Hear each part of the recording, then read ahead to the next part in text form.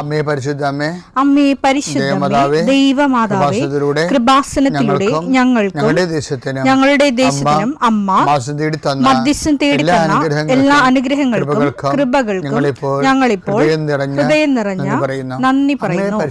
അമ്മേ പരിശുദ്ധമേ, ദൈവമാതാവേ, 2004 ഡിസംബർ 7 ഉച്ചകഴിഞ്ഞ് 2:30 കൃപാസനത്തിൽ സംഭവിച്ച അമ്മയുടെ പ്രത്യക്ഷപ്പെടലിനെ കുറിച്ച് തിരുസഭയ്ക്ക് സമർപ്പിച്ചിരിക്കുന്ന പഠനരേഖകളുടെ മേൽ സഭാത്മകമായ പഠനം ആരംഭിക്കുവാൻ ഞങ്ങൾ പ്രാർത്ഥിക്കുന്നു.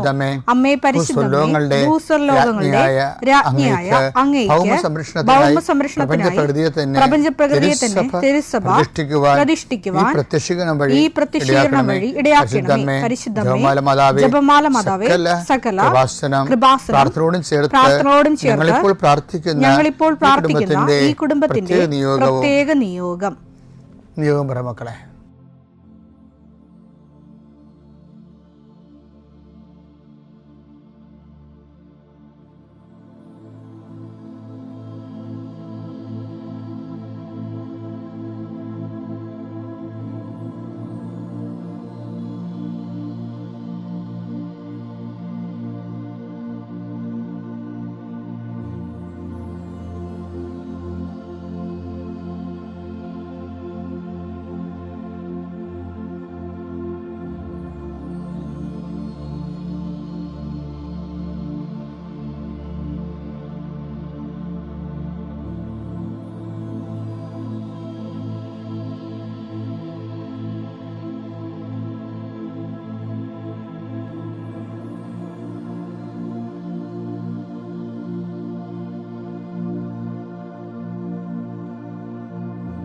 അമ്മയുടെ പ്രത്യക്ഷീകരണത്തിന്റെ ഈ അനുഗ്രഹവേളയിൽ ഞങ്ങൾക്ക് സാധിച്ചു തരുവാൻ കനിയണമേ.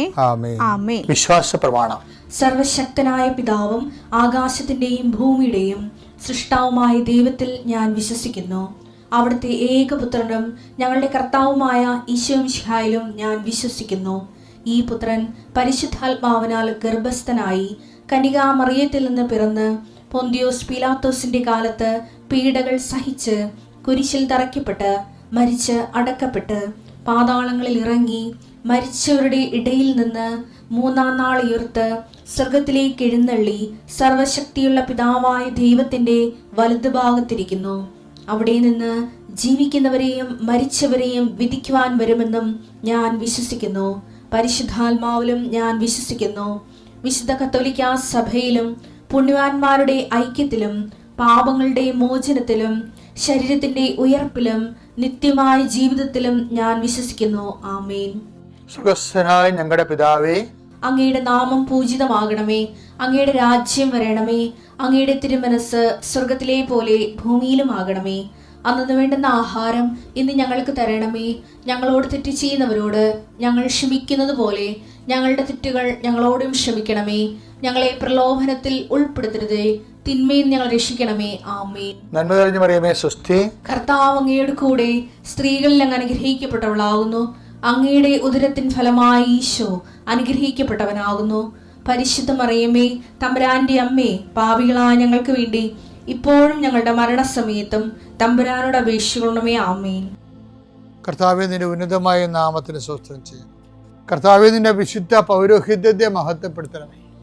കർത്താവെ, സഭയിലുള്ള സാന്നിധ്യം പ്രകടമാക്കണമേ.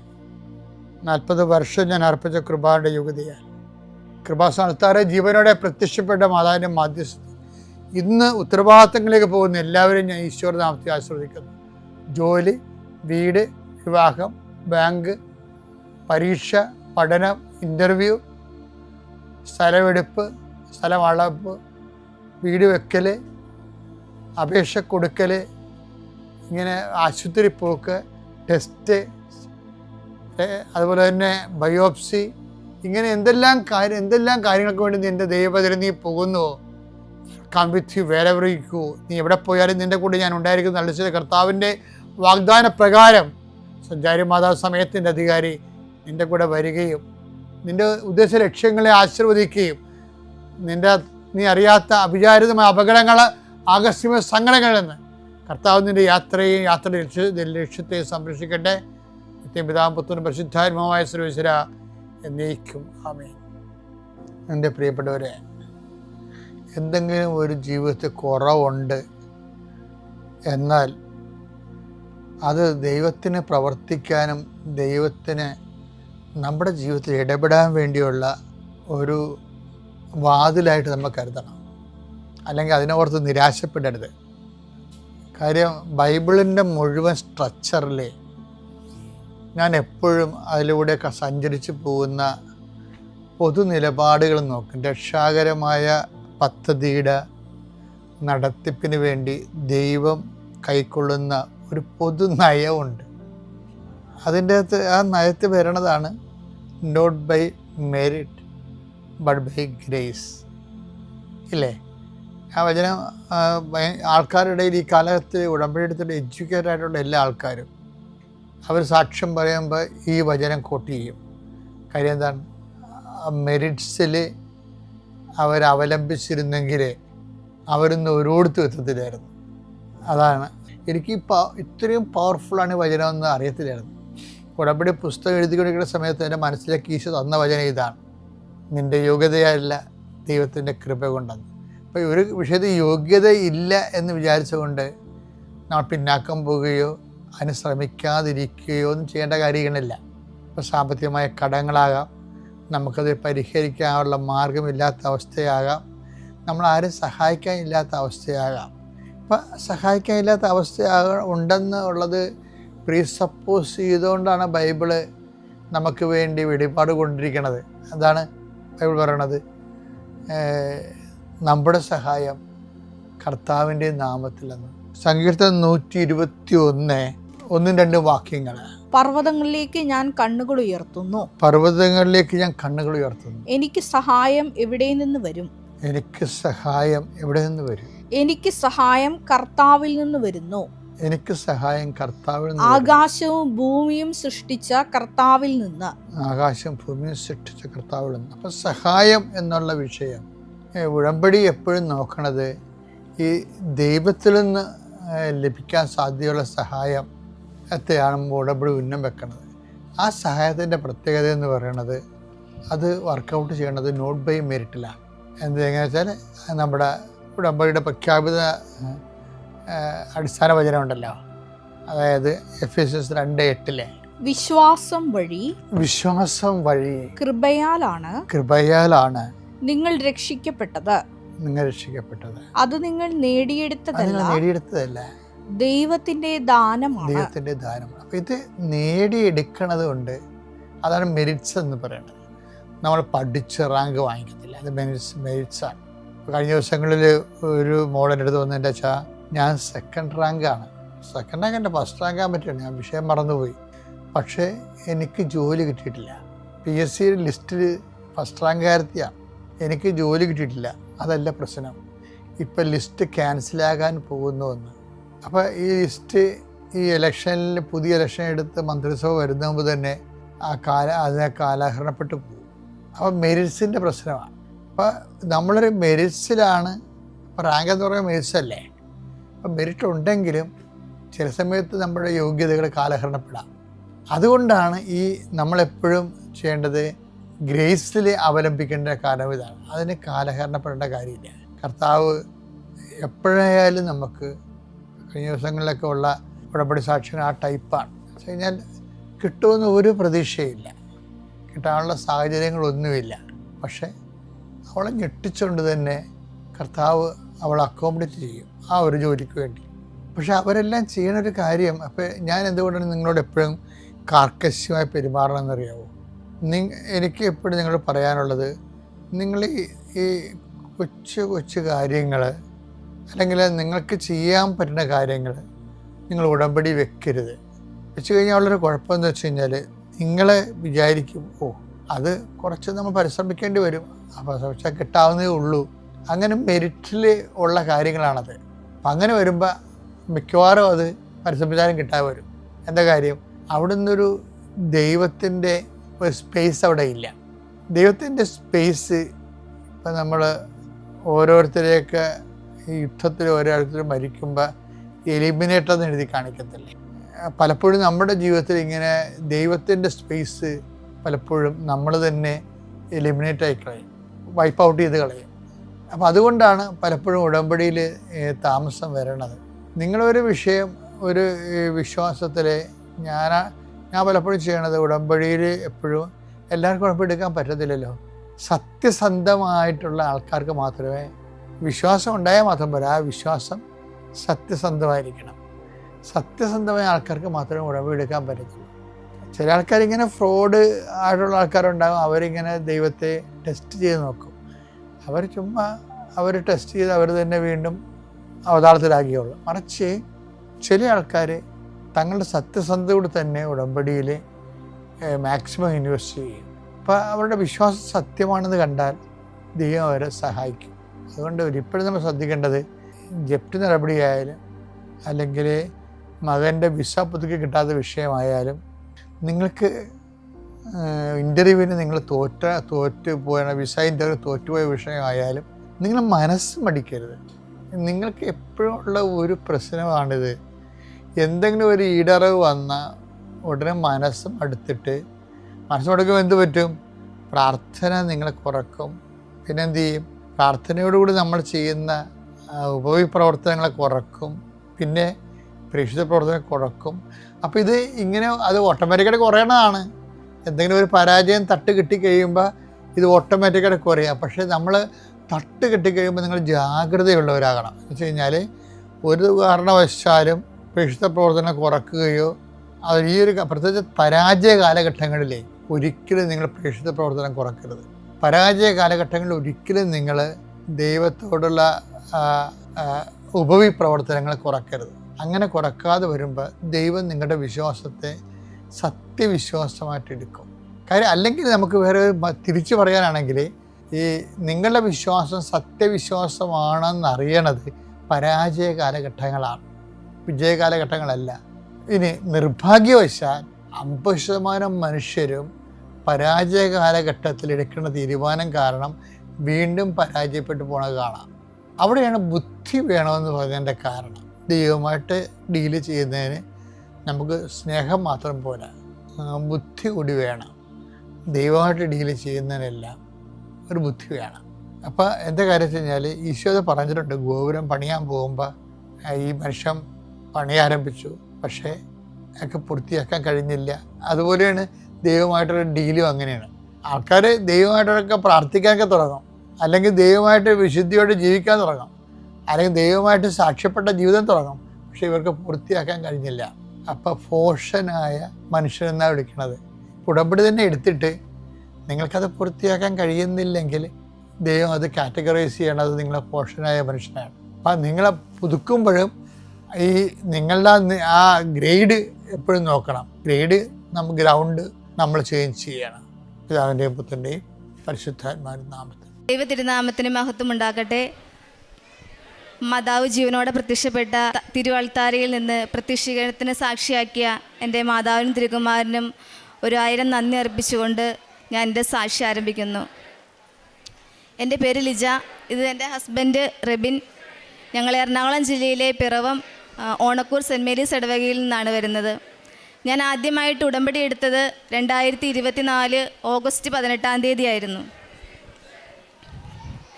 ഇത് ഞാൻ 3 മാസം മുന്നേ കഴിഞ്ഞ ഫെബ്രുവരി 15 ഒരു സാക്ഷ്യം പറഞ്ഞതാണ്. ഇതെൻ്റെ 2ാമത്തെ സാക്ഷ്യമാണ് എൻ്റെ മാതാവിൻ്റെ അൾത്താരിൽ നിന്നുകൊണ്ട്. ഞാൻ ഉടമ്പടി എടുക്കാനുണ്ടായ സാഹചര്യം എന്ന് പറഞ്ഞാൽ, എല്ലാവരും പറയും പോലെ തന്നെ നമുക്ക് വളരെയധികം ബുദ്ധിമുട്ടുള്ള സമയങ്ങളിലാണ് നമ്മളെപ്പോഴും ദൈവത്തിനെ ഓർക്കുക. അല്ലാത്ത സമയത്ത് നമ്മൾ ദൈവത്തെ ഓർക്കില്ല. അങ്ങനെ ഞങ്ങൾ വളരെയധികം സാമ്പത്തികമായൊക്കെ വളരെ ബുദ്ധിമുട്ടിലൂടെ കടന്നു പോയിക്കൊണ്ടിരുന്നൊരു സാഹചര്യത്തിലാണ്. കൃപാസനത്തെക്കുറിച്ച് ഞാൻ നേരത്തെ കേട്ടിട്ടുണ്ടെങ്കിലും ഇതിന് മുന്നേ ഞാനൊരു തവണ ഇവിടെ വന്നിട്ടുണ്ട്. പക്ഷേ അന്ന് എനിക്ക് ഉടമ്പടി എടുക്കാനൊന്നും പറ്റിയില്ല. ഉടമ്പടി എന്താണെന്നും എനിക്കറിയില്ലായിരുന്നു. അങ്ങനെ എനിക്ക് ഇങ്ങനെയുള്ള സാഹചര്യത്തിലൂടെ കടന്നു പോയപ്പോൾ ഹസ്ബൻഡിന് പുറത്തേക്ക് പോകാനുള്ള രീതിയിലുള്ളൊരു കാര്യത്തെക്കുറിച്ച് ഞങ്ങൾ നോക്കുകയായിരുന്നു. കാനഡയായിരുന്നു നോക്കിക്കൊണ്ടിരുന്നത്. അങ്ങനെ കാനഡയ്ക്ക് പോകണമെന്നുണ്ടെങ്കിൽ എല്ലാവർക്കും അറിയാവുന്ന പോലെ IELTS എന്ന് പറഞ്ഞൊരു എക്സാം പാസ്സാവണം. അപ്പോൾ ഈ എക്സാം ഫസ്റ്റ് ഞങ്ങൾ എഴുതി അതിൻ്റെ റിസൾട്ട് വരുന്നതിൻ്റെ തലേ ദിവസമാണ് ഞാനിവിടെ മാതാവിൻ്റെ അടുത്ത് ആദ്യമായിട്ട് വരുന്നത്. അപ്പോൾ ഉടമ്പടി എടുക്കണമെന്നൊന്നും ആഗ്രഹിച്ചല്ല വന്നത്. പക്ഷെ ഇവിടെ വന്നു കഴിഞ്ഞപ്പോൾ എനിക്ക് എന്തോ ഉടമ്പടി എടുത്തേ പറ്റൂ. കാരണം 2 മണിയുടെ ക്ലാസ്സാണ് കിട്ടിയത്. അമ്മയും ഹസ്ബൻഡും എല്ലാവരും ഉണ്ടായിരുന്നു. അപ്പോൾ അവർ പറഞ്ഞ് ഒത്തിരി വൈകുമായിരിക്കും, എന്നാലും പറയും നമുക്ക് എന്തായാലും ഉടമ്പടി എടുത്തിട്ട് തന്നെ പോകാം എന്നുള്ള ധാരണയോടുകൂടി അന്ന് ഉടമ്പടി എടുത്തു. അതിനുശേഷം IELTSൻ്റെ റിസൾട്ട് വന്നു. ഹസ്ബൻഡിന് പോകാനുള്ള സ്കോർ കുറവായിരുന്നു. അതിനുശേഷം വീണ്ടും നമ്മളിങ്ങനെ ഉടമ്പടിയിൽ തുടർന്നുകൊണ്ടിരുന്നു. എല്ലാ മാസവും വന്ന് ഇവിടെ വരും മാതാവിൻ്റെ അടുത്ത്. ഈ പാസ്പോർട്ടുമായിട്ട് വന്ന് ഞാൻ എൻ്റെ മാതാവിൻ്റെ കാലിൽ തൊട്ട് പ്രാർത്ഥിക്കും. അതിനുശേഷം വീണ്ടും ഇങ്ങനെ 3 മാസം കൂടുമ്പോൾ ഉടമ്പടി പുതുക്കിക്കൊണ്ടിരുന്നു. വീണ്ടും കാനഡയിൽ പ്രോസസ്സിങ് നടന്നുകൊണ്ടിരുന്നു. പല തടസ്സങ്ങളായിരുന്നു. പിന്നെ വീണ്ടും ഒന്നുകൂടെ IELTS എഴുതേണ്ടി വന്നു. വളരെ ബുദ്ധിമുട്ടിയാണെങ്കിലും വീണ്ടും ഞങ്ങൾ എഴുതി. അത് ഏകദേശം സ്കോറൊക്കെ കിട്ടി. 2 പ്രൊവിൻസിലേക്ക് നമുക്ക് ചെയ്യാമെന്നുള്ള രീതിയിൽ അവർ പ്രൊസീഡ് ചെയ്തു ഏജൻസിക്കാർ. പക്ഷേ വീണ്ടും എന്തൊക്കെയോ പ്രശ്നങ്ങൾ നമ്മൾ ഏജൻസിയൊക്കെ ആയിട്ട് ബന്ധപ്പെട്ടപ്പോൾ, ഇപ്പോൾ ഫസ്റ്റ് PR-ന് വേണ്ടിയിട്ടായിരുന്നു നോക്കിയത്, വർക്ക് വിസ ഒന്നും അല്ലായിരുന്നു. അപ്പോൾ അതും തടസ്സങ്ങൾ, എപ്പോഴും തടസ്സങ്ങളായിരുന്നു. അങ്ങനെ അത് ഒന്നും നടക്കുന്നില്ല. പക്ഷെ എന്നാലും നമ്മൾ നമ്മുടെ ഉടമ്പടിയിൽ ഇങ്ങനെ പോയിക്കൊണ്ടിരുന്നു. അങ്ങനെ ഉടമ്പടിയിൽ സത്യം പറഞ്ഞിട്ടുണ്ടെങ്കിൽ ഞാനാണ് ഉടമ്പടി എടുത്തതെങ്കിലും ഞങ്ങൾ 2 പേരും ഉടമ്പടിയിൽ ജീവിക്കുമായിരുന്നു. എല്ലാ കാര്യങ്ങളിലും എൻ്റെ ഹസ്ബൻഡ് എൻ്റെ കൂടെ തന്നെയായിരുന്നു. ഡെയിലി ബ്രെഡ് രാവിലെ എല്ലാ ദിവസവും ഞങ്ങൾ 5:30 കൂടുമായിരുന്നു. വൈകുന്നേരത്തെ പ്രാർത്ഥനയൊന്നും മുടക്കില്ല. അങ്ങനെ ഇരുന്ന് ഇപ്പോൾ ഇന്നെൻ്റെ 7ാമത്തെ പുതുക്കലാണ്. അതും ഭാഗ്യം തന്നെയാണ്. മാതാവിൻ്റെ നമ്പർ 7. അതുകൊണ്ട് ഈ അനുഗ്രഹം എനിക്ക് തന്നത് മാതാവ് തന്നെയാണെന്ന് ഞാൻ ഏറ്റവും വിശ്വസിച്ച് പറയുന്നു.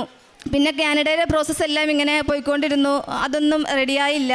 അപ്പോൾ പിന്നെ എല്ലാവരുമൊക്കെ ചോദിക്കും റെഡിയായോ. നമ്മൾ പറയും അങ്ങനെ പോയിക്കൊണ്ടിരിക്കുകയാണെന്ന് പറഞ്ഞു. പിന്നെ സത്യത്തിൽ പറഞ്ഞിട്ടുണ്ടെങ്കിൽ പൂർണ്ണമായിട്ടും ഞാനും അതെ മനസ്സിലങ്ങനെ ചിന്തിച്ചു. ഇപ്പോൾ 2 വർഷം 3 വർഷത്തോളം അതിൻ്റെ പ്രോസസ്സിങ് നടക്കുന്നത്. അപ്പം അങ്ങനെ ഒരിക്കലും ഇനി നമുക്ക് വിദേശത്തേക്ക് പോകാനുള്ള ഒരു സ്വപ്നം സാക്ഷാത്കരിക്കില്ല എന്നുള്ള രീതിയിൽ. പക്ഷേ എന്നാലും ഞാൻ പറയും മാതാവല്ലേ കൂടെയുള്ളത്. വീട്ടിൽ അമ്മയൊക്കെ ചോദിക്കുമ്പോൾ ഞാൻ പറയും മമ്മി എന്തിനാ പേടിക്കുന്നത്, മാതാവ് നമ്മുടെ കൂടെ ഉണ്ടല്ലോ എന്ന് പറയും. അങ്ങനെ വളരെ യാദൃശ്ചികമായിട്ട് കഴിഞ്ഞ വെള്ളിയാഴ്ച എൻ്റെ ഹസ്ബൻഡ് നേരത്തെ വർക്ക് ചെയ്തുകൊണ്ടിരുന്നത് പെരുമ്പാവൂർ ഒരു ഓഫീസിലായിരുന്നു. ഇപ്പോൾ ഒരു 2-2.5 വർഷത്തോളമായിട്ട് ഒരു കോണ്ടാക്റ്റും ഇല്ല സാറുമായിട്ട്. അപ്പോൾ സാറ് പെട്ടെന്ന് വൈകിട്ട് വിളിച്ചിട്ട് പറയുവാണ് ഇപ്പോൾ എവിടെയാണ് വർക്ക് ചെയ്യുന്നത്? അപ്പോൾ ഇന്ന സ്ഥലത്താണ്, മൂവാറ്റുപുഴയാന്ന് പറഞ്ഞു. റെബിൻ എന്നാണ് ഹസ്ബൻഡിൻ്റെ പേര്. റെബിന് എൻ്റെ കൂടെ അങ്ങോട്ട് പോരാൻ താല്പര്യമുണ്ടോ എന്ന് ചോദിച്ചു. ഞങ്ങളാകെ പെട്ടെന്ന് അത്ഭുതപ്പെട്ടു പോയി. കാരണം ഇങ്ങനെ ഒരാൾ വെറുതെ വിളിച്ചിട്ട് ഇങ്ങനെയൊക്കെ ഞാൻ ഒരുപാട് സാക്ഷ്യങ്ങൾ കേട്ടിട്ടുണ്ട്. കഴിഞ്ഞ ദിവസവും കൂടെ തൃശ്ശൂരുള്ള ഒരു ആളുടെ സാക്ഷ്യം കേട്ടതായിരുന്നു. പെട്ടെന്ന് അങ്ങനെയൊക്കെ വിളിച്ചിട്ട് ആരെങ്കിലും അങ്ങനെ ചോദിക്കുമോ? അങ്ങനെ സാറേ കുഴപ്പമില്ല എന്ന് പറഞ്ഞു. ബാക്കിയുള്ള കാര്യങ്ങളെല്ലാം പെട്ടെന്നായിരുന്നു.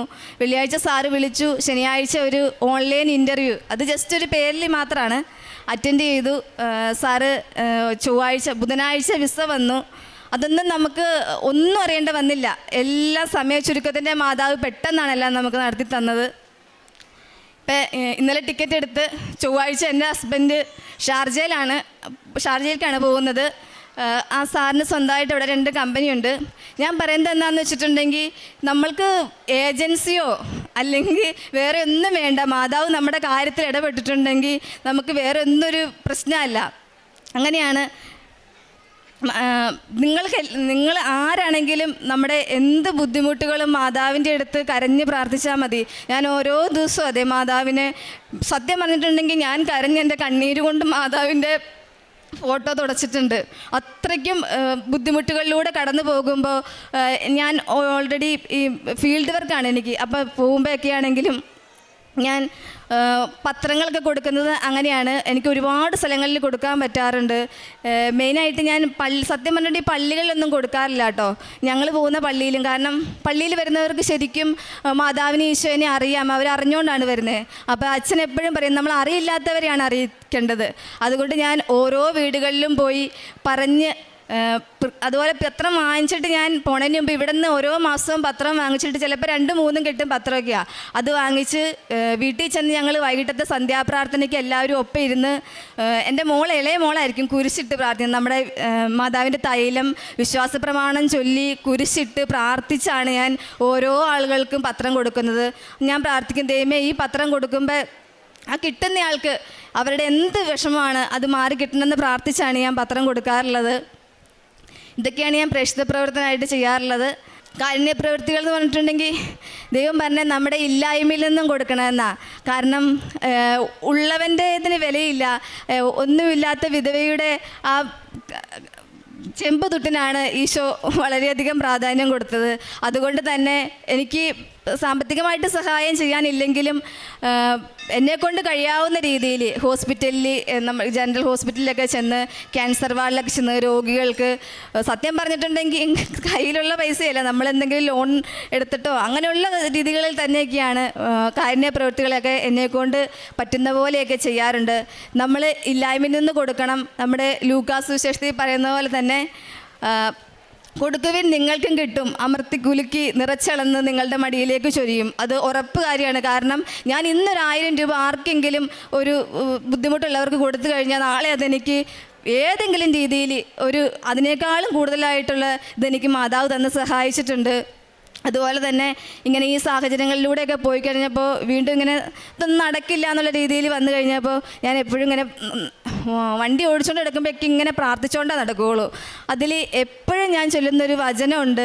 ഇവിടെ നമ്മൾ സാക്ഷ്യത്തിൽ കേട്ടതാ, ആ മോളുടെ പേര് ഞാൻ മറന്നുപോയി, പക്ഷേ നിയമാവർത്തനം 33:26-27 യശോൺ നിൻ്റെ ദൈവത്തെ പോലെ എന്നാണ് അതിൽ വചനം. പക്ഷേ ഞാൻ എപ്പോഴും പ്രാർത്ഥിക്കുന്നത് യശോൺ എൻ്റെ ദൈവത്തെ പോലെ മറ്റാരുമില്ല, എന്നെ സഹായിക്കാനായി അവിടുന്ന് വിഹായസിലൂടെ മഹത്വപൂർണനായി മേഘത്തിന്മേൽ സഞ്ചരിക്കുന്നു. നിത്യനായ ദൈവം എൻ്റെ അഭയം, താങ്ങുന്നത് അവൻ്റെ ശാശ്വത ഹസ്തങ്ങൾ. ഇത് ഞാൻ ഒരു ദിവസം എത്ര പ്രാവശ്യം പ്രാർത്ഥിക്കുമെന്ന് എനിക്ക് തന്നെ അറിയില്ല സത്യം പറഞ്ഞിട്ടുണ്ടെങ്കിൽ. അങ്ങനെ ഞാൻ പ്രാർത്ഥിച്ച് എൻ്റെ മാതാവ് എന്നോട് ഒപ്പം കൂടെ ചേർന്ന് നിൽക്കുന്നുണ്ട്. മാതാവ് ഈശോയും എനിക്ക് തന്ന അനുഗ്രഹങ്ങൾക്കെല്ലാം ഒരുപാട് നന്ദി പറഞ്ഞ് ഞാൻ എൻ്റെ ഹസ്ബൻഡ് കയ്യിൽ കൊടുക്കാം. ഇങ്ങനെയൊരു ജോലി എനിക്ക് തന്ന എൻ്റെ അമ്മ മാതാവിനും തിരുക്കുമാരനും കോടാനുകൂടി നന്ദി പറയുന്നു. അതുപോലെ തന്നെ ഞാൻ ഉടമ്പടി എടുത്തിട്ടില്ല, എൻ്റെ വൈഫാണ് ഉടമ്പടി എടുത്തിട്ടുള്ളത്.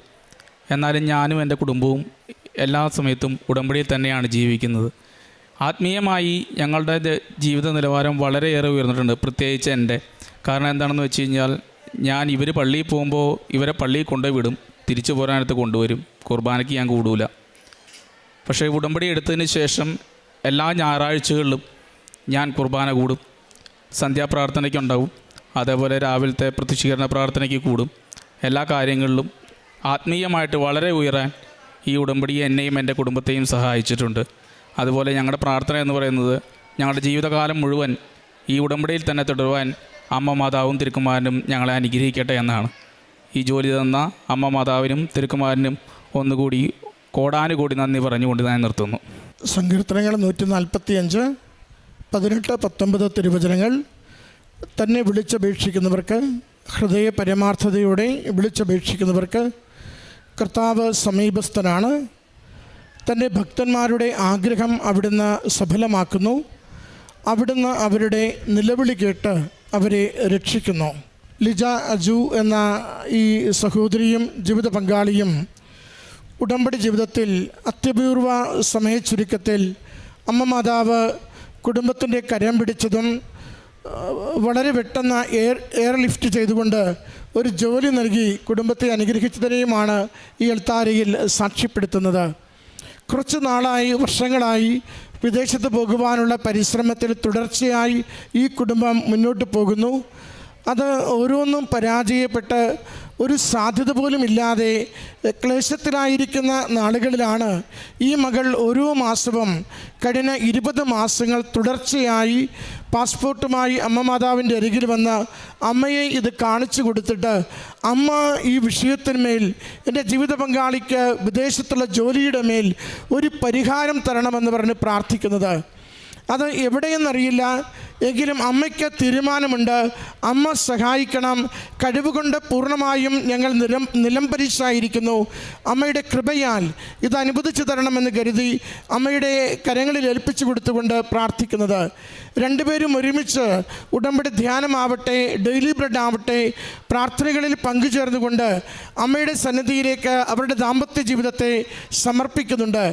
സഹോദരി സൂചിപ്പിച്ചു, കണ്ണീര് കൊണ്ട് അമ്മ മാതാവിൻ്റെ ചിത്രം ഞാൻ പലവരു തുടച്ചിട്ടുള്ള ജീവിതാനുഭവം പോലും എനിക്കുണ്ടെന്ന്. ഇതൊക്കെയും ഒരാൾ എങ്ങനെ അമ്മയോട് സ്നേഹിക്കുന്നു, അമ്മയുടെ പക്കൽ ശരണപ്പെടുന്നു, അമ്മയാണ് ആശ്രയമെന്ന് പരസ്യമായും രഹസ്യമായും ഏറ്റുപറയുന്നു എന്നതിൻ്റെ അടയാളങ്ങളാണ്. കൃപാസനം പത്രം കൊടുക്കുമ്പോഴും ഏറ്റവും സന്തോഷത്തോടെ വിശ്വാസത്തോടെ ജീവിതകാര്യങ്ങൾ പറഞ്ഞുകൊണ്ട് പങ്കുവെക്കുന്നതായും സഹോദരി സൂചിപ്പിച്ചിട്ടുണ്ട്. നോക്കുക, ഏതാണ്ട് ഒരാഴ്ചക്കുള്ളിൽ അമ്മ മാതാവ് ഒരാളെ കണ്ടെത്തുകയും വിദേശത്തേക്കുള്ള ജോലിയുടെ ഓഫർ കൊടുക്കുകയും നടപടിക്രമം പൂർത്തീകരിക്കുകയും ജോലിക്ക് പോകുവാൻ പറ്റും വിധം എല്ലാം ക്രമീകരിച്ച് കൊടുക്കുകയും ചെയ്യുന്നു. കഴിഞ്ഞ വെള്ളിയാഴ്ച മുതൽ ഈ ശനിയാഴ്ച വരെ എത്തുമ്പോൾ അതിന് തൊട്ട് തലേ ദിവസം പോലും ഇല്ലാതിരുന്ന ഒരു സ്വപ്നം, ഒരു രാജ്യം, ഒരു ജോലി മകനെ തേടിയെത്തിക്കൊണ്ട് മകനത് സഫലമാക്കി അനുഗ്രഹിച്ച് അടുത്ത ദിവസം പോകുവാൻ പറ്റുന്ന വിധത്തിൽ മകനെ സംരക്ഷിച്ചതിൻ്റെ സാക്ഷ്യമാണ് ഈ അൾത്താരയിൽ പറയുന്നത്. നമ്മൾ പറയും, സമയഘടികാരം നെഞ്ചിൽ ചാർത്തിയ അമ്മ എന്നും സമയച്ചുരുക്കത്തിൻ്റെ മാതാവാണ്. അതുകൊണ്ട് അമ്മയുടെ അരികിൽ നിങ്ങൾ ഡേറ്റിട്ട് പ്രാർത്ഥിക്കുമ്പോൾ, സമയച്ചുരുക്കത്തിനൊരു അനുഗ്രഹത്തിന് വേണ്ടി ആഗ്രഹിക്കുമ്പോൾ, ഉടമ്പടി ജീവിതം എത്ര കണ്ട് കൃത്യതയിലും സന്തോഷത്തിലും മുന്നോട്ട് കൊണ്ടുപോകുവാൻ നിങ്ങൾക്ക് സാധിക്കുമോ, അത് അനുഗ്രഹത്തിൻ്റെ വലിയ അടയാളങ്ങൾ വളരെ ചുരുക്കം ദിവസങ്ങൾക്കുള്ളിൽ അമ്മ കുടുംബത്തിന് അനുവദിച്ചു തരുന്നത് കാണാനാവും. മകൾ പറഞ്ഞു, ഇത് 7ാമത്തെ ഉടമ്പടി പുതുക്കലാണ്. കഴിഞ്ഞ 6 പുതുക്കലുകളിലും ഈ നിയോഗത്തിന് യാതൊരു അനക്കവുമില്ലാതിരിക്കുമ്പോഴും അല്പം പോലും മടികൂടാതെ പുറകോട്ട് മാറാതെ അമ്മയിൽ ശരണപ്പെട്ടുകൊണ്ട് 7 അമ്മയുടെ നമ്പർ ആയതുകൊണ്ട് ആ 7ാമത്തെ പുതുക്കലിന് എനിക്ക് അനുഗ്രഹത്തിൻ്റെ അടയാളം കിട്ടുമെന്ന പ്രത്യാശയോടെ പ്രാർത്ഥിച്ച് കാത്തിരിക്കുന്നതും മകൾ ഈ അൾത്താരയിൽ വെളിപ്പെടുത്തുന്നുണ്ട്. പ്രിയമുള്ളവരെ, ഉടമ്പടിയിലാണോ, ഉടമ്പടി നമ്മളെ അമ്മയോട് ചേർത്ത് നിർത്തുന്നുണ്ടോ, അമ്മ മാതാവ് ജീവിത വിഷയം ഏറ്റെടുത്തിരിക്കും. ഈ കുടുംബത്തിന് ലഭിച്ച ഈ അനുഗ്രഹത്തിന് അമ്മ മാതാവിനും തിരുക്കുമാരനും. എൻ്റെ പേര് സൂസി എന്നാണ്. ഞാൻ എറണാകുളം ജില്ലയിലെ നായരമ്പലത്തിൽ നിന്നാണ് വരുന്നത്. ഞാൻ 2022 ഉടമ്പടി എടുത്തത്. എൻ്റെ കുടുംബത്തിൻ്റെ കടബാധ്യത മാറുന്നതിനും എൻ്റെ മകൾക്ക് നഴ്സിങ്ങിന് BSc നഴ്സിങ്ങിന് അഡ്മിഷൻ കിട്ടുന്ന കാര്യത്തിനും വേണ്ടിയിട്ടാണ് ഞാനിവിടെ മാതാവിൻ്റെ അടുത്ത് വന്ന് ഉടമ്പടി എടുത്തത്. മകളുടെ +2 കഴിഞ്ഞതിന് ശേഷം ഉടമ്പടി എടുക്കുന്നതിന് മുൻപ് തന്നെ ഞാൻ മാതാവിൻ്റെ അടുത്ത് വന്ന് അവളുടെ സർട്ടിഫിക്കറ്റ് സമർപ്പിച്ച് പ്രാർത്ഥിച്ചു. എല്ലാവരും ചോദിച്ചപ്പോൾ പറഞ്ഞത് ഫുൾ A+ കിട്ടണവർക്കാണ് നഴ്സിംഗ് കേരളത്തിൽ കിട്ടുള്ളൂ, അല്ലെങ്കിൽ വേറെ എവിടെയെങ്കിലും പോയി ഏതെങ്കിലും സ്റ്റേറ്റിൽ പോയി എടുക്കണം എന്നാണ് പറഞ്ഞത്. പക്ഷെ ഞാൻ മാതാവിൻ്റെ അടുത്ത് വന്ന് പ്രാർത്ഥിച്ചതിൻ്റെ ഫലമായിട്ട് കേരളത്തിൽ തന്നെ നല്ലൊരു സ്ഥാപനത്തിൽ തൃശ്ശൂരിലുള്ള മാതാവിൻ്റെ നാമധേയത്തിലുള്ള ഒരു കോളേജിൽ തന്നെ അവൾക്ക് അഡ്മിഷൻ കിട്ടി. ബാക്കി കാര്യം മോള് പറയുന്നതാണ്. ദൈവത്തിനും അമ്മ മാതാവിനും 1000 നന്ദി പറയുന്നു. ഞാൻ ഇന്നൊരു നഴ്സായിട്ടാണ് ഇവിടെ നിൽക്കുന്നത്. എൻ്റെ പേര് ആൻമേരി. ഞാൻ എറണാകുളം ജില്ലയിലെ എടവനക്കാട് നായരമ്പലത്തു നിന്നാണ് വരുന്നത്. എനിക്ക് BSc നഴ്സിങ്ങിൽ പഠനത്തിൽ നേരിട്ട ബുദ്ധിമുട്ടുകളെക്കുറിച്ചാണ് ഞാനിന്നിവിടെ പറയുന്നത്. എനിക്ക് അഡ്മിഷൻ കിട്ടിയത് തന്നെ എൻ്റെ അമ്മയുടെ ഉടമ്പടി പ്രകാരമുള്ള പ്രാർത്ഥനയിലൂടെയാണ്. ഞാൻ ആഗ്രഹിച്ചതിലും മനോഹരമായ ഒരു നല്ലൊരു വിദ്യാലയത്തിൽ എനിക്ക് പഠിക്കാനായിട്ട് സാധിച്ചു. നല്ലൊരു കോളേജ് തന്നെ അമ്മ മാതാവ് എനിക്ക് നേടിത്തന്നു. അത് കഴിഞ്ഞ് ഞാൻ പഠന മേഖലയിലേക്ക് കടന്നു. സെമസ്റ്റർ വൈസ് പഠനമായിരുന്നു എനിക്കുണ്ടായിരുന്നത്. ഇതിന് എൻ്റെ ബാച്ചിന് തൊട്ട് മുന്നേ വരെയും ഇയർ വൈസ് ആയിരുന്നു. അപ്പോൾ ആദ്യമായിട്ടാണ് സെമസ്റ്റർ വൈസ് പഠനം BSc നഴ്സിംഗ് പഠനം നടക്കുന്നത് കേരളത്തിൽ. അപ്പോൾ എനിക്ക് ഫസ്റ്റ് ഇയർ മുതലേ പഠിക്കാനായിട്ടൊക്കെ ബുദ്ധിമുട്ടായിരുന്നു. ഞാനൊരു ആവറേജ് സ്റ്റുഡൻ്റ് ആയിരുന്നു. അപ്പോൾ പഠിക്കുമ്പോൾ ഫസ്റ്റ് സെമസ്റ്റർ മുതലേ ഓരോ വിഷയങ്ങളും പഠിക്കുമ്പോൾ എനിക്ക് നല്ലോണം ബുദ്ധിമുട്ടുകൾ അനുഭവപ്പെട്ടിരുന്നു. അപ്പോൾ ഞാൻ അമ്മയോട് പറഞ്ഞ് എപ്പോഴും വിഷമിക്കുകയായിരുന്നു. പഠിക്കാൻ പറ്റുന്നില്ല, എനിക്ക് പാസ്സാവാൻ പറ്റൂ എന്നുള്ള പേടിയൊക്കെ എപ്പോഴും എന്നെ ഇങ്ങനെ അലട്ടിക്കൊണ്ടിരുന്നു. ഞാനെപ്പോഴും സങ്കടപ്പെട്ട് അമ്മനെ വിളിക്കുമ്പോൾ ഹോസ്റ്റലിൽ നിന്ന് വിളിച്ച് പറയുമായിരുന്നു. അങ്ങനെ അമ്മ എനിക്ക് വേണ്ടി എപ്പോഴും എനിക്ക് വേണ്ടി പ്രാർത്ഥിക്കുമായിരുന്നു. അങ്ങനെ ഞാനും മാതാവിനോട് പ്രാർത്ഥിക്കുമായിരുന്നു. അങ്ങനെ അതിൻ്റെ ഫലമായി എനിക്ക് ഫസ്റ്റ് സെമസ്റ്റർ പാസ്സാവാനായിട്ട് സാധിച്ചു. പിന്നെ പിന്നെയുള്ള എനിക്ക് കൂടുതൽ ധൈര്യം, അമ്മ മാതാവിനോട് പ്രാർത്ഥിക്കുവാനുള്ള കൂടുതൽ ധൈര്യവും ഉണർവും ഉണ്ടായി. അതോടൊപ്പം ഞാനും ഉടമ്പടി എടുക്കുകയും ഉടമ്പടിയിൽ എല്ലാ പ്രാർത്ഥനകളും നിബന്ധനകളിലും പങ്കെടുക്കുകയും ചെയ്തു. അങ്ങനെ ഞാനും പിന്നെ എൻ്റെ പഠനം തുടരുകയും എനിക്ക് എല്ലാ സെമസ്റ്ററുകളിലും മാതാവ് എന്നെ പൂർണ്ണമായും പാസ്സാക്കി തരുവാനും സഹായിച്ചിട്ടുണ്ട്. പരീക്ഷാവേളയിൽ ഞാൻ മാതാവിൻ്റെ ഉപകരണങ്ങളായ നേർച്ച വസ്തുക്കളായ ഉപകരണങ്ങളല്ല കേട്ടോ, നേർച്ച വസ്തുക്കൾ, ഉപ്പ്, തൈലം, കാശുരൂപം എന്നീ നേർച്ച വസ്തുക്കൾ ഉപയോഗിച്ച് എക്സാം സമയത്ത് വിശ്വാസ പ്രമാണം ചൊല്ലി തുടങ്ങുന്നതിന് മുന്നേയും തുടങ്ങുന്നതിന് ശേഷവും ഉപ്പിട്ട് പ്രാർത്ഥിച്ച് ആണ് പരീക്ഷയ്ക്ക് കയറുകയും പരീക്ഷ കഴിഞ്ഞതിന് ശേഷം ഉത്തരക്കടലാസ് കൊടുക്കുകയും ചെയ്തിരുന്നത്. അതിൻ്റെ എല്ലാം ഫലമായി എനിക്ക് 8th സെമസ്റ്റർ വരെയും പൂർണ്ണമായി ഒരു വിഷയത്തിൽ പോലും ബാക്കൗട്ട് ഇല്ലാണ്ട് എല്ലാ വിഷയവും പൂർണ്ണമായി പാസ്സാവാനായിട്ട് സാധിച്ചു. കഴിഞ്ഞ മെയ് 6-ാം തീയതി എൻ്റെ ഗ്രാജുവേഷനായിരുന്നു. എല്ലാം അമ്മ മാതാവിൻ്റെ സഹായം കൊണ്ട് മാത്രമാണെന്ന് ഞാൻ ഉറച്ചു വിശ്വസിക്കുന്നു. അമ്മ മാതാവിനും ഈശോയ്ക്കും 1000 നന്ദി പറയുന്നു. ആത്മീയ ജീവിതമായി ഞാൻ എല്ലാ ദിവസവും കുർബാനയിൽ പങ്കുകൊള്ളുകയും ദിവ്യാരാധനാലയത്തിൽ പോയിട്ട് പ്രാർത്ഥിക്കുകയും ചെയ്തിരുന്നു. ഉടമ്പടി പത്രങ്ങൾ എല്ലാ മേഖലകളിലും ഞാൻ കോളേജിലോട്ട് പോകുമ്പോൾ ഉള്ള റെയിൽവേ സ്റ്റേഷനുകളിലും ട്രെയിനുകളിലും എല്ലായിടത്തും ഉടമ്പടി പത്രങ്ങൾ കൊടുക്കുകയും ചെയ്തിരുന്നു. പിന്നെ പ്രായമായിട്ടുള്ള വഴിയോരങ്ങളിലിരിക്കുന്ന എല്ലാവർക്കും അമ്മയാൽ കഴിയുന്ന വിധം ഭക്ഷണങ്ങളുണ്ടാക്കി അവർക്ക് വിതരണം ചെയ്യുവാനും ശ്രമിച്ചിട്ടുണ്ട്. പിന്നെ ഞാൻ ഈ മകളുടെ കാര്യത്തിന് വേണ്ടിയിട്ട്, അവൾക്ക് ഫീസ് കൊടുക്കുന്ന കാര്യത്തിന് വേണ്ടിയിട്ട് വളരെയേറെ ബുദ്ധിമുട്ടുമായിരുന്നു. ഓരോ ഇയറും മാതാവ് കൂടെ നിന്ന് ഭയങ്കര ശക്തിയായിട്ടാണ് എന്നെ നയിച്ചുകൊണ്ടിരുന്നത്. ലാസ്റ്റ് സെമ്മ് ആയപ്പോൾ ആരോടും ചോദിക്കാനില്ല. അപ്പോൾ ഞാൻ മാതാവിനോട് പറഞ്ഞു, മാതാവ് എന്ത് ചെയ്യും, ഈ വർഷം ഞാൻ എങ്ങനെ ഫീസ് കൊടുക്കും എന്ന് വിചാരിച്ച് ഞാൻ വളരെയേറെ വിഷമിച്ച്. ആ സമയത്താണ് ഞങ്ങളുടെ അടുത്തുള്ള മർച്ചൻസ് അസോസിയേഷനിൽ നിന്ന് ആ ചേച്ചി വിളിച്ചിട്ട് പറഞ്ഞു, മോനെ ഇന്നൊരു കുറി തുടങ്ങുന്നുണ്ട്, നീ ചേരണുണ്ടാന്ന് ചോദിച്ചു. അപ്പോൾ ഞാൻ പറഞ്ഞു, എൻ്റെ അടുത്ത് കാശില്ല, അതിലെങ്ങനെ ചേരുമെന്ന് എനിക്ക് അറിഞ്ഞുകൂടാന്ന് പറഞ്ഞു.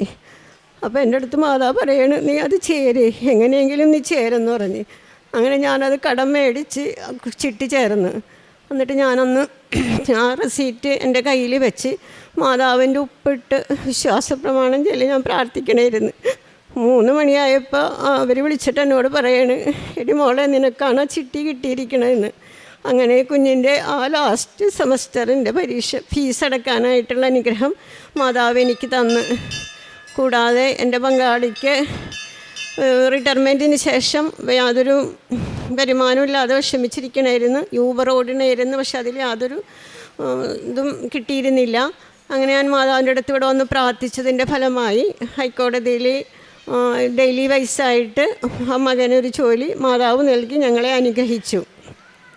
പിന്നെ എൻ്റെ കാരുണ്യ പ്രവൃത്തികളെന്ന് വെച്ചാൽ ഞാൻ ഭക്ഷണം ഉണ്ടാക്കി ഞങ്ങൾ കുടുംബസമേതം വഴിയോരത്തിലിരിക്കുന്നവർക്ക് വൃദ്ധസദനത്തിലൊക്കെ കൊണ്ടു കൊടുക്കും. കൂടാതെ ഡയാലിസിസ് പേഷ്യൻറ്റിന്, ക്യാൻസർ പേഷ്യൻറ്റിനൊക്കെ എന്നാൽ കഴിയുന്ന സഹായം എല്ലാ മാസവും തന്നെ ഞാൻ കൊടുക്കാറുണ്ട്. ഞങ്ങൾ കുടുംബസമേതം ഒന്നിച്ചാണ് പേപ്പറുകളെല്ലാം വിതരണം ചെയ്യുന്നത്. എല്ലാ മാസവും ഇവിടെ വന്ന് പേപ്പർ വാങ്ങിച്ചു കൊണ്ടുപോകും. വാങ്ങി ഞങ്ങളൊന്നിച്ച് കുടുംബസമേതമായിട്ട് ഓരോ സ്ഥലത്തും റെയിൽവേ സ്റ്റേഷനിൽ ഓരോ വീടുകളിലും കൊണ്ടു നടന്ന് ഞങ്ങൾ പറഞ്ഞു കൊടുക്കും. പിന്നെ ഒത്തിരി പേരെ ഉടമ്പടി അടിപ്പിച്ചിട്ടുണ്ട്. ഉടമ്പടി വസ്തുക്കൾ പലർക്ക് കൊടുത്തിട്ടും പല അനുഗ്രഹങ്ങളും ഓരോരുത്തർക്കും ഉണ്ടായിട്ടുണ്ട്. ഉടമ്പടിയിൽ ഉഴപ്പിപ്പോയി വീണ്ടും എടുക്കണില്ല, പുതുക്കണില്ല എന്ന് പറഞ്ഞവരോട് കൂടുതൽ സംസാരിക്കുകയും അവർക്ക് ബൈബിൾ വചനങ്ങൾ പറഞ്ഞു കൊടുക്കുകയും ഒക്കെ ചെയ്ത് ഞങ്ങൾ മാതാവിൻ്റെയും ഈശോയുടെയും സാക്ഷികളായിട്ട് ജീവിക്കുകയാണ്. ഇതെല്ലാം അമ്മ മാതാവും ഈശോയും ഞങ്ങൾക്ക് നേടിത്തന്ന വലിയ അനുഗ്രഹങ്ങളാണ്. ഞങ്ങൾക്ക് അമ്മ മാതാവിന് ഈശോയ്ക്ക് ഞങ്ങൾ കോടാനുകോടി നന്ദി പറയുന്നു. ലജ്ജിതരായിരുന്നതിന് പകരം നിങ്ങൾക്ക് ഇരട്ടി ഓഹരി ലഭിക്കും. അവമതിക്ക് പകരം നിങ്ങൾ സന്തോഷിച്ചുല്ലസിക്കും. നിങ്ങളുടെ ദേശത്ത് ഇരട്ടി ഓഹരി നിങ്ങൾ കൈവശമാക്കും. നിങ്ങളുടെ ആനന്ദം നിത്യമായിരിക്കും. യെശയ്യാ പ്രവാചകൻ്റെ പുസ്തകം 61-ാം അധ്യായം 7-ാം തിരുവചനമാണ്.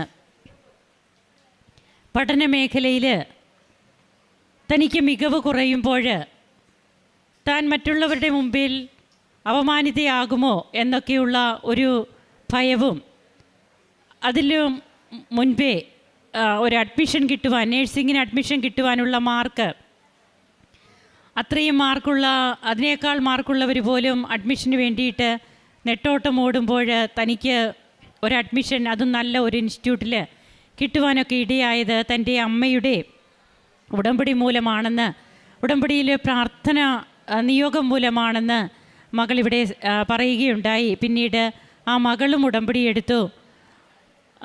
വീണ്ടും എങ്ങനെയാണ് തൻ്റെ പഠനത്തിൽ ഓരോ പ്രാവശ്യവും സെമസ്റ്റർ എക്സാമിന് തനിക്കൊരു ബാക്കപ്പും ഇല്ലാതെ BSc നേഴ്സിംഗ് കംപ്ലീറ്റ് ആക്കുവാനും ഗ്രാജുവേഷനും കഴിഞ്ഞ് ഇന്നൊരു നേഴ്സായിട്ട്, ഒരു പ്രൊഫഷണൽ നേഴ്സായിട്ടും ആണ് ഇന്ന് ഈ മകൾ ഈ അൾത്താരയിൽ സാക്ഷ്യം പറയുന്നത്.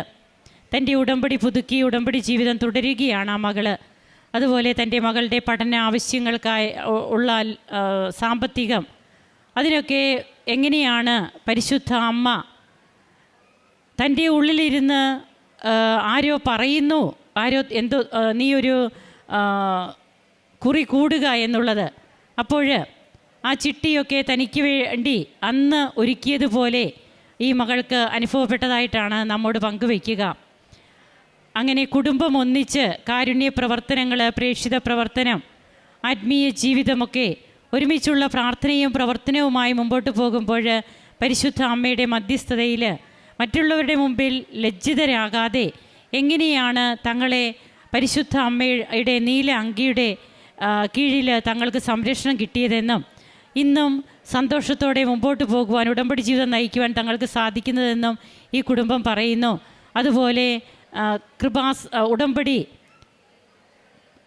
വീണ്ടും പുതുക്കാത്ത, അല്ലെങ്കിൽ സാക്ഷ്യം പറയാതെ ഉടമ്പടി ജീവിതത്തിൽ തങ്ങൾക്കൊന്നും ഇതുവരെയും സാധിച്ചിട്ടില്ല എന്നൊക്കെ പറഞ്ഞ് മാറി നിന്ന പലരെയും വീണ്ടും ഉടമ്പടി ജീവിതത്തിലേക്ക് കൊണ്ടുവരുവാൻ തങ്ങൾക്ക് കഴിഞ്ഞു.